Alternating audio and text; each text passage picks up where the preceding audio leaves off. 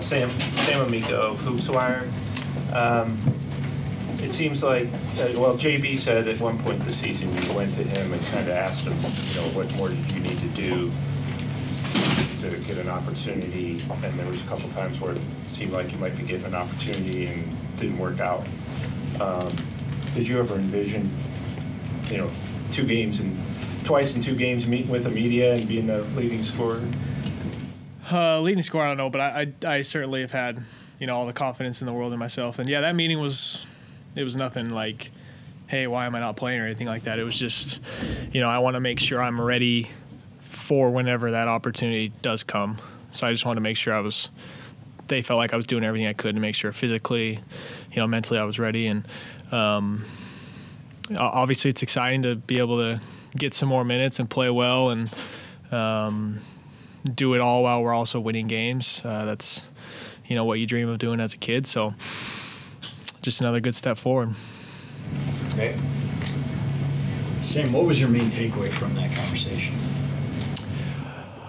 Just that, I felt like JB reiterated the trust that the whole staff has in me and what I can do. And, it's for me, and it's always going to be a fight to show that I can do more than just shoot on both ends of the floor. And I think they've understood that from, the moment they signed me, that there's more to it, and especially on the defensive end, competing and staying in front of guys and being in the right spots and whatnot. And so certainly came away with quite a bit of confidence, and that was right before, I believe, the Denver game. So I played quite a bit that game and played pretty well. So,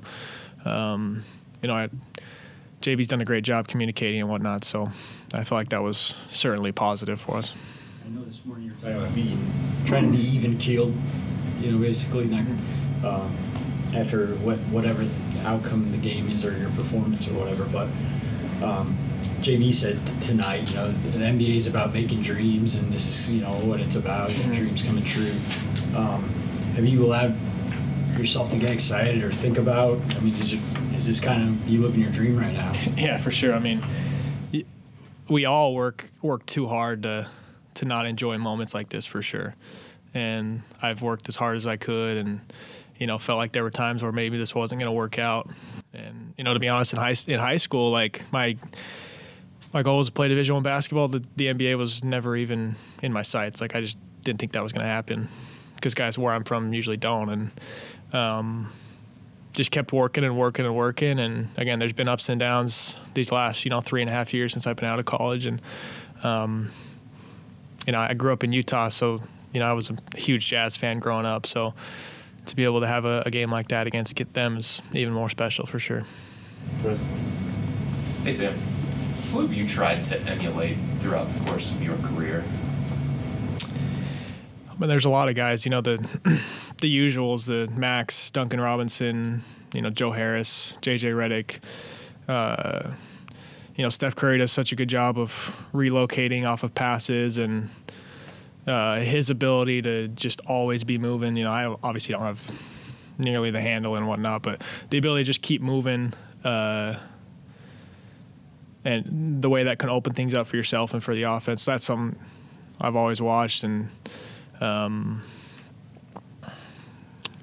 at the same time, I try to be myself too, and feel like I have different things that I can bring to the table. So watching film and putting in the work has definitely helped.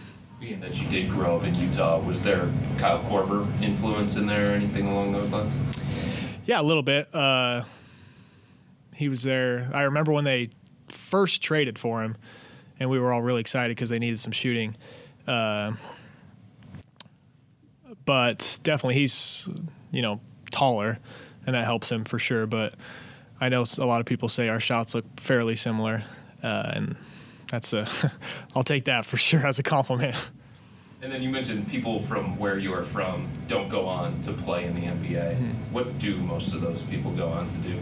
Well, we got a lot of, Utah's got a great basketball history. Utah State, BYU, Utah, Weber State with Dame, obviously. But high school guys from Utah, there hasn't, I remember a guy telling me there had been, I think 5 guys that played high school in Utah that had played 5 or more years in the NBA. And that was a few years ago. Frank Jackson, I think, got to 5 years. So it's, there's not a super rich history. And so it's, I take that upon myself to represent my state and where I come from. And hopefully we can just keep grinding and maybe get there. Sarah taught Deseret News. Obviously, being from Bountiful, I don't want to make the assumption that you were a Jazz fan growing up, but being a Jazz fan growing up, I also assume the number one dream would be like, well, if I could play for them. Is it a very close second to put up 27 on them? Yeah, definitely. It's a really fun game. I know their record's not great, but they make things really tough on you. They run so many different stuff, so many different things with Lowry and THT and Sexton can get downhill, and they try and muck things up defensively. But yeah, it's always different when we're playing them and I'm walking by their locker room and it says Utah Jazz and stuff, and just how much I liked them. But now it's a little different for sure. Sam, you talked about playing against Utah a little bit. Donovan's mentioned it. George's mentioned it. Was that like your moment? You said that you didn't know that NBA wasn't really in your sights. Was that a moment where you like, I can make it to the NBA? Yeah, I think that was about the time where I felt like it was a possibility. I think that was going into my junior year of college when we played a couple times, and we played with Don and George, and I feel like Royce O'Neal might have been there too. And it was fun playing with high level guys. And again, I was starting to make some real strides as a player. So it's funny how that's 6-7 years ago now, but it's kind of come full circle. Craig's been the point guard for you guys in the second unit. How important was he for you guys tonight, and just having him as a point guard as a whole? Yeah, Craig's been great. He's just so steady. Whether he's making shots or not, he finds a way to get into the paint. He's got 7 rebounds, 6 assists, 0 turnovers. For a rookie, that's pretty special. So he's a guy that looks for me, and I'm appreciative of that, definitely. It's time for one more, Spencer. Spencer Davies, Cavs Insider. When you're talking about those things that are not shooting that you want to show, and you mentioned defense there specifically a little bit, but is there anything that you feel like you can do to help the team more than just shoot? Yeah, I think we talk about what really good shooters do as far as gravity goes, and cutting and screening and opening things up for other guys. And me and Max, I feel like we're able to get a few baskets for guys just by either screening or cutting. And I handled the ball a lot in college, and I don't anticipate that being a huge part of my game. But just we've been with my coaches, individual coaches, we've been working on what's going to happen when guys start running me off the line, and how can I be effective there. So I want to just keep expanding and focusing on what my strengths are, but being ready for whatever comes my way.